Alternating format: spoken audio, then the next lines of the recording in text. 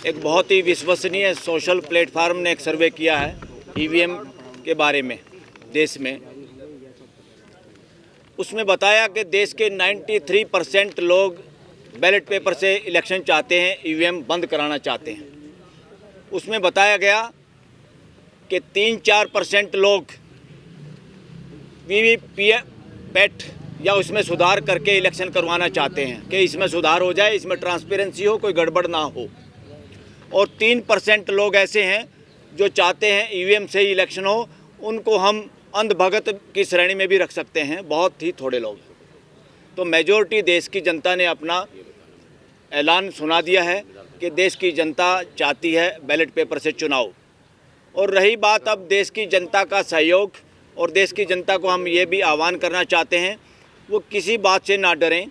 ये धारा 44 की जो बात अब देश में है, इसको ज़्यादा लागू करने का, इसका मिसयूज जो करता है, देश के लोगों के फंडामेंटल राइट को हनन करने के लिए, दबाने के लिए, उनको बोलने से रोकने के लिए, प्रदर्शन करने से रोकने के लिए, ये धारा 44 को मैं कहता हूँ अली बाबा 44 चोर।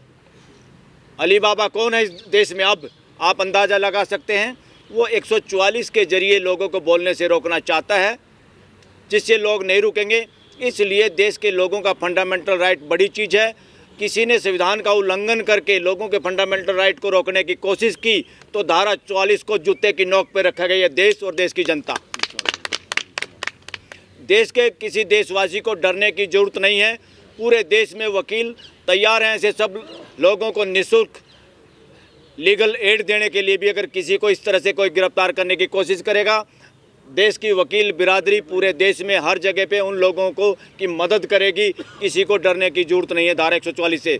और अब हम आह्वान करते हैं उन सब ऑफिसर्स का भी या एग्जीक्यूटिव मजिस्ट्रेट का जो झूठे प्रेशर में आके धारा 44 का फरमान जारी करते हैं, वो सावधान रहें। इस देश की सरकार बदलने वाली है, फिर उनका भी इलाज होगा। इसलिए कोई भी ऐसा काम ना करें अपनी नौकरी के डर में। अगर नौकरी का प्रेशर ज़्यादा है तो हाथ जोड़ के अपनी तबादला करा लो। बदमाशी देश के साथ करवाने वाले लोगों को ये देश बख्शेगा नहीं। और इस इलेक्शन में 100% सत्ता पक्ष की बुरी हार होने वाली है।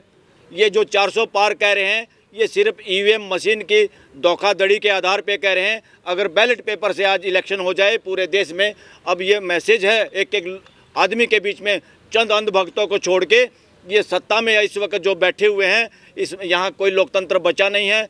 किसी एक आध आदमी की गुंडागर्दी देश में चल रही है और देश इसके खिलाफ मन में आंदोलन के लिए तैयार है। तो इसलिए किसी को डरने की ज़रूरत नहीं। और फिर 400 पार नहीं, बैलेट पेपर से अगर सही चुनाव होगा तो 40 पार करना मुश्किल होगा सत्ता पक्ष के लिए। ये हकीकत आज देश की।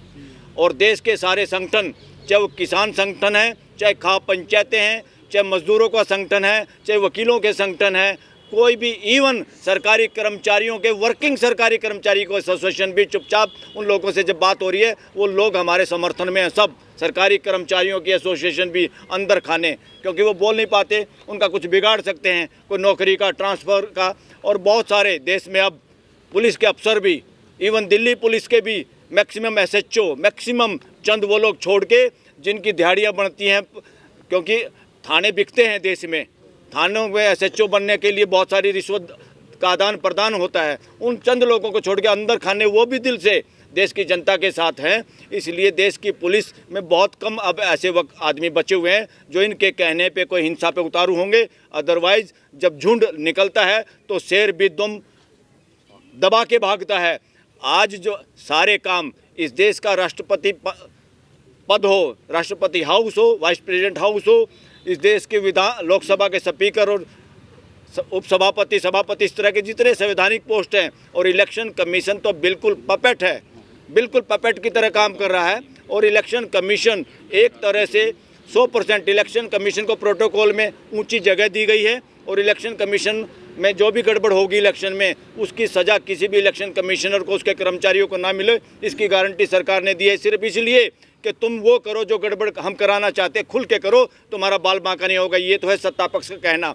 मगर इलेक्शन कमिश्नर और सब एम्प्लॉयज़ को ये हमारी तरफ से आह्वान है, इनके झांसे में मत फंसना, इनके दबाव में मत आना, वरना आप लोगों का नई सरकार आने के बाद इलाज होगा, फिर आप भुगतेंगे उस बात को।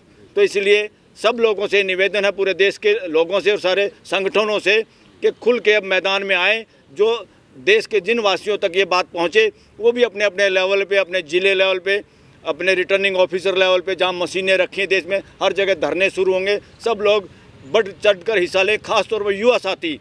और इनके पन्ना प्रमुख बनाए हैं बीजेपी ने, उन पन्ना प्रमुखों की ड्यूटी लगाई गई है। ओके, चलो, इसमें एक देशवासी जितने भी यंग लोग हैं सब लोग सुनिश्चित करें कि सबकी वोट जरूर बने। किसी की कट रही है तो वो अपनी वोट उसमें शामिल जरूर कराए। ये भी एक बड़ी धोखाधड़ी होने वाली है। तो इसलिए साथियों, पीएमओ के घेराव हाँ, पीएमओ का घेराव होगा। वो क्यों होगा घेराव? पीएमओ का घेराव इसलिए होगा ताकि देश के लोगों को पता चले कि दिल्ली में ही वो सारे लोग हैं, इस तरह के लोग हैं जो जरूरत पड़ने पर पीएमओ का घेराव कर सकते हैं। और पीएमओ का घेराव करके फिर हम राष्ट्रपति महोदय को ज्ञापन देंगे। और जरूरत पड़ी तो ये मंच, फ्यूचर में जरूरत पड़ी तो ये भी ज्ञापन राष्ट्रपति को देंगे कि देश के हालात ऐसे हैं और सब कुछ कंट्रोल पीएमओ के अंडर में है, सब कुछ वहाँ से कंट्रोल्ड है, सारा लोकतंत्र ठप हो चुका। तो जरूरत पड़े तो इस देश में अगर इलेक्शन भी हो तो राष्ट्रपति शासन के तहत हो, देश में राष्ट्रपति शासन लगाया जाए, इसकी भी मांग हो सकती है। एक इन्फॉर्मेशन ये है, मेरे साथ जो बैठे हैं आप इन्हें देख रहे हैं, ये हमारे गुजरात के इंचार्ज हैं, कोऑर्डिनेटर। इनका नाम है इशाक भाई मरेडिया। बहुत मजबूत साथी हैं और जो आज वर्तमान में प्रधानमंत्री गृह मंत्री हैं। इनके गृह राज्य में जो एनकाउंटर वगैरह सारी चीज़ चली थी उनके विषय में लड़ने वाले, मजबूती से और बहुत से अधिकारियों को जेल पहुंचाने में काम करने वाले इशाक भाई मरेडिया। आप गुजरात के इंचार्ज हैं। ये 2 नंबर गुजरात के जो साथी हैं संपर्क कर सकते हैं, वो 2 नंबर आपके माध्यम से सभी साथियों को पहुंच जाएं।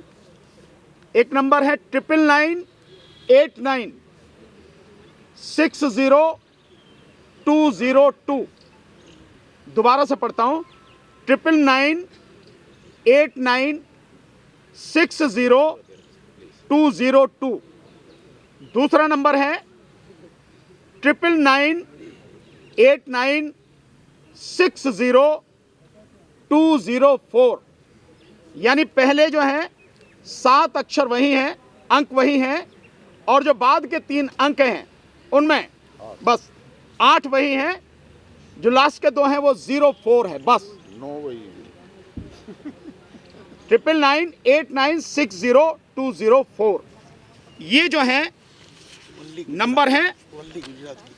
हाँ, वल्ली गुजरात के, केवल गुजरात के लिए है केवल। ये वो हैं उनके विरोध में जी। क्या हो गया 25 तारीख को। हाँ, 25 तारीख का तो है ना, ऑलरेडी बता दिया। 25 फरवरी को। हाँ, देखिए एक चीज और देखिए साथियों, ज्ञापन वैसे हमने हर जगह पहुंचा दिया, सोशल मीडिया पे पड़ा है, पर फिर भी अगर किसी को रह गया हम उन तक पहुंचाने की कोशिश करेंगे। 25 तारीख, क्योंकि मतदान दिवस है, मतदाता दिवस है, मतदाता दिवस है। हमने इसीलिए 25 तारीख का रखा था कि 25 तारीख को हम हर जिले में जिलाधिकारी को ज्ञापन देंगे।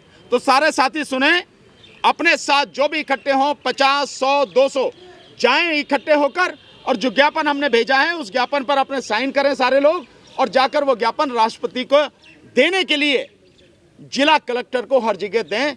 ये ज़रूरी सूचना थी, आपको बताना बहुत ज़रूरी था साथियों। 25 जनवरी तो, और क्या कल 25 तारीख, कल की 25 तारीख।